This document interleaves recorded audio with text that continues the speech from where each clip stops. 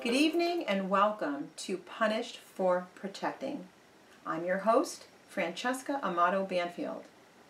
I am the founder of the National Coalition for Family Court and CPS Reform. On tonight's show, we have what we call a Jane Doe. This is an anonymous speaker. This mother is going to tell her story, and in order to keep her protected from any further family court retaliation, we are keeping her identity quiet. Thank you. We hope that you, as the viewing audience, will understand the urgency of this desperate cry that has been occurring across our nation when victims are re-victimized by family courts in America. Jane, thank you for being here tonight. Thank you for having me here. Jane, I'd like to ask you first, if you could tell our viewing audience what occurred in your family that led you to family court. What occurred in my family that led us to family court is my husband was arrested and removed from our home for assaulting me after over a decade together. And I went to family court to help keep me and my children safe. I filed for an order of protection for the family. And when I went to them for help, instead of seeing a judge and immediately and getting an order of protection for me and my children to keep us safe from our abuser, they instead did not see me and sent it out for a month for a hearing. I had a temporary town order of protection in place at the moment. My husband was not arrested and held. He was released immediately after being picked up by police on the assault. I was not safe with my children, and a temporary town order of protection was put in place. Despite the fact of the temporary town order of protection, family court did not issue us a full stay-away order through family court. I filed for custody of my children, and my abusive husband did not show up in court. And because he did not show up in court and failed to appear, I received custody of all of my children. After receiving custody of all of my children, with the order of protection in place through the town, my estranged husband continued to stalk and harass his family daily, multiple times a day, would drive by my home, stalk my home. He assaulted me, and there was a pattern of, an escalating pattern of abuse, which led to assault on many occasions after being out of my home. So he was taken in by police, however, he was not arrested. Correct. They knew he assaulted you. Correct. They did not arrest him. Correct. I just want to make that clear. That is a pattern of abuse that I have seen over and over again. Also, he has physically assaulted you in front of your children? Correct. In front of, we have multiple children, so it was not in front of all of the children, but in front of some of the children. Correct. And they gave you a town order of protection. Was that just for you, or was that for the children and you? Just for me. This is something that is another very high concern that anyone that's a part of this movement clearly knows. They will give orders of protection to a parent, and they will eliminate the children. For some reason, children are not afforded safety. How did that make you feel as a mother, knowing that you were protected by an order of protection, but your children were not? And it made me feel inadequate. It made me feel devastated. It made me feel unprotected. It made me not feel safe, to the point where I would board up my door every night. I would put a chair and I would put things in front of our doors every night, afraid that he was going to break in, and that I needed to hear if he was going to break in. As he lived with us in that home for over a decade, he knew how to get into his own home. So I would put things in front of our door, jeopardizing our safety at night. God forbid there was a fire, just to make sure that we were safe from our abuser. And it's one thing to know that there's somebody who's abusing you, and I can vouch for this, and I don't want to speak for you, but you can tell me if you feel the same way or similar as I do. There's just something about the fact that when you go to an authority for protection from someone who's harming you or your child, that when they deny your protection, it feels even, I would have to say 100% even worse, that you have no place to turn for safety. How did that make you feel? Can you say that you relate to that? Or I do relate to that. I felt as if I had nowhere to turn for safety because my husband also had connections with law enforcement locally. I felt as though anytime I called to, anytime he stalked and harassed, or any type of incident that occurred violating the order of protection that was put in place through the town, anytime I made calls to report, they turned a blind eye. They did not arrest him. They did not do anything. Most of the time, they didn't even make a phone call to him and tell him to stop. Mm-hmm. The very few times they did make a phone call to him and tell him to behave and stop and things like that. And so every time that occurred, it would keep him at bay for a short period of time, and then he was back stalking and harassing. So he never was arrested for the violations of violating an order of protection, but he was made a phone call by the police to tell him to stop. Correct. So he violated an order of protection and was simply given a phone call.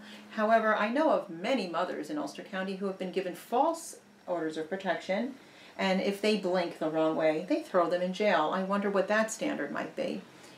I was told one time by an officer who responded to a call of him violating an order of protection. I was told by one officer that my order of protection was a joke because it had no distance listed on it. There was no distance or footage listed on my order of protection. And they told me that my order of protection didn't mean anything because of that. As my husband was at a neighbor's house in a neighbor's driveway, stalking and harassing his family from the neighbor's driveway, and that they told me there was nothing I could do about that, and he's on public property, and because there's no footage or distance listed, they could not make him leave. Instead, they asked him to go inside of the premises instead of in the driveway. On another occasion, it came to my knowledge, because we have children involved, it came to my knowledge that there was weapons on his property, that he had acquired a shotgun and some knives. And I had called them, the police, to uphold, state police and local police, to uphold the order of protection, including CPS, to do a weapons check on his home. CPS refused to do a weapons check on his home as they claimed that I was the custodial parent. Even though he was having dinner visits with the children and this put the children in jeopardy, they would not do a check on his home. However, he used CPS and multiple agencies to harass me and harass his family during this time. And police, state police and local police, did not do a weapons check on his home to uphold the order of protection. Instead, they reached out to the DA to get permission to do so. DA Dan Rusk told them that this was retaliation, and he would not send them in to do a weapons check, upholding the order of protection. May I ask what county of New York this was occurring in? Ulster County. Shocking. Absolutely shocking. I have been privy to thousands upon thousands of cases, especially in Ulster County, New York, but also in various states in our country, and this is the same pattern of abuse that I have seen. Civil liberty violations, violations of orders of protection, bias. Any psychologist would tell you that this is not something that is a tit for tat. This is a genuine fear that occurs when somebody is being threatened, and they should be afforded appropriate protection by our counties. The fact that our law enforcement would poo-poo something like this is something that our taxpayers should be very aware of. And let's talk about Child Protective Services. And we've had many an expert on this show. Where are they protecting children? Did you feel your children were being protected? No, I felt like my children were being re-victimized by CPS, by family court and the police. I felt that we were continuing to be harassed by this man and re-victimized by all of these agencies that were supposed to protect our family. There was a DA, Liz Calmon, who did not return my phone call. There are multiple agencies, multiple people who did not return phone calls, who did not help to protect us. I was even told by Ulster County Crime Victims Unit that if I was so scared, why did I not go into a shelter? I felt shelters would re-victimize me and my children as you are sleeping with one eye open in a shelter because you don't know who's in the room with you and you have to protect your children. I've heard many stories, horror stories from other people in shelters, and I was not comfortable, and I was quite frankly scared to bring my children to a shelter, and I did not want to scare my children in bringing them to a shelter and re-victimize my children further. So when I fled over an hour away to a relative's home, and where I felt safe at the given time. And because I did not flee to a shelter, and I fled to family's home, to a home of a relative, that's why she said what she said to me on the phone, which was wrong. And I would like to touch base and elaborate a little bit on that because of everything I know as a court watch. I've seen this repeatedly as well. I've seen mothers who have been abused and their children have been abused, and they want to flee from abuse inside their homes, and they want to live a normal life that they are deserving of living, and they want to safeguard their children.